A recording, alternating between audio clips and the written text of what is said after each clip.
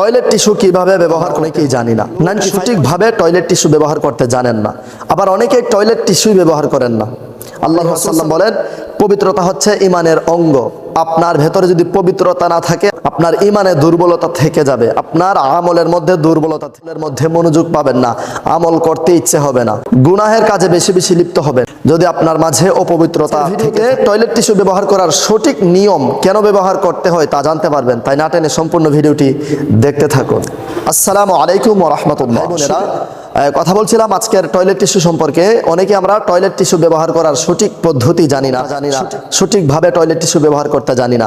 আবার অনেকে toilet tissue ব্যবহার করেন না। এটা অনেক বড় একটা অপবিত্রতার কাজ। আর এটা বিজ্ঞানীরা রিসার্চ করে দেখেছেন, যারা টয়লেট টিস্যু ব্যবহার করে না, এদের পেটের ভেতরে প্রত্যেক বছরে আধা কিলো ময়লা তাদের পেটের ভেতরে চলে যায়। কিভাবে? কারণ তারা এই হাত দ্বারা ময়লা, আর হাতের ছোট্ট